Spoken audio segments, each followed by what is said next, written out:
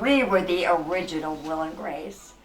I guess if a gay man with a straight woman as their best friend would tell you that. I hated to shop, but he didn't. So I'd bring him with me anytime I needed something new. And I instantly leave the store with the perfect garments. He would run around the shoe store picking shoes for me to try on, while other women stood there with their mouth open telling me they wished their husbands were so attentive. I would just smile and say, "Me too, honey. Me too." Then Michael would interrupt with, "A gay best friend here," just to clear everything up. Suddenly the women would look at each other and sigh as to say, "Oh yeah, what was I thinking? That makes perfect sense."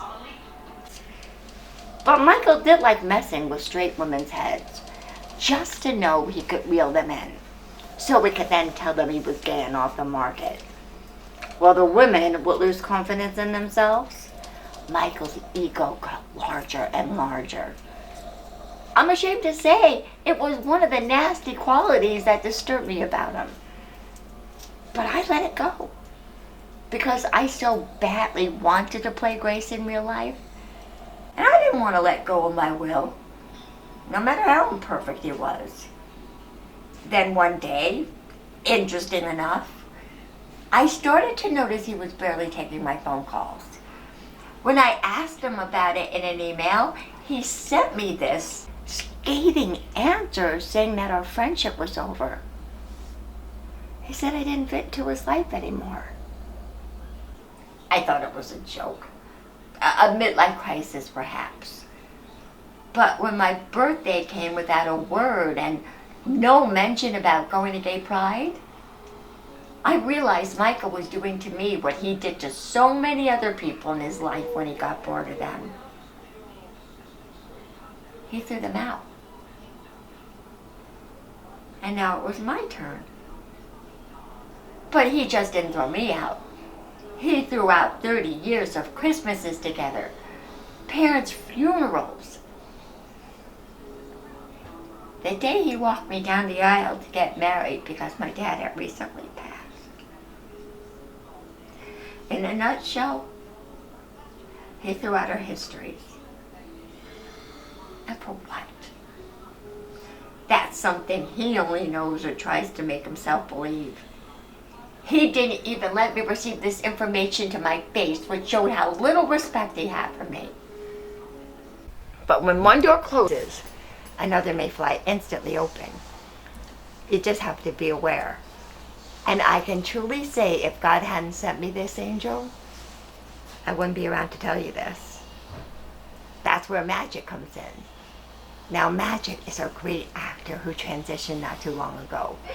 We lost many of our greats these last few years, so you'll have to be okay without me telling you his real name. Magic is something you have to keep a secret, right? But I'll tell you this one thing. When I was at my lowest place in life, he came and told me I was doing it all wrong. Life, that is. I was doing life all wrong. And if I kept on dwelling on the sad things in the past, or being frightened by the future, I would miss the only thing that was promised. And that was the very moment I have now. But sometimes the very moment you have now is the one you want to make go away. So I decided I would. I remember calling up the suicide hotline, which was a big joke, because the girl who picked up the phone was in worse shape than I was. I remember telling her I wouldn't do anything so she would just calm down. I felt really bad that I ruined her day. Then I remembered that I just filled the prescription for Xanax. Oh, perfect.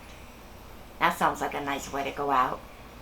But I better do it right the first time or my doc is going to make sure I never see a Xanax again. I remember my husband was working the late shift. And I was lonely. And I didn't want to be lonely anymore. And forget Michael, he changed his number, which cut me like a knife. Well, the night came, and I couldn't be happier. I had made my decision and soon I'd be out of pain. I remember getting into bed and pouring the pills in my hand. I poured myself a glass of water and then suddenly a wind came through the window and the pills fell all over the blanket. I tried to pick them up, but every time I thought I had one, they would melt. I looked up and then I saw magic. He sat down next to me on the bed and then he said, "Hey kid, you got this. Push through, push through." And he gave me a necklace with tags on it, that's it. Having a perfect journey does not mean having a perfect day. He put it in my hand and it slowly disappeared like he did. But after that moment, I realized that things would never be the same again. I know that there are miracles and angels and people on the other side of that curtain who may never have met you when they were here, but are just too willing to step in when needed. Well, the next day, I ran out and got myself a necklace that looks just like the one he gave me on that lonely night. I hold it to give me strength.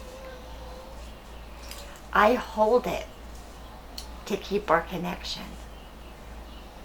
But mostly I hold it to remind myself that life really does involve miracles.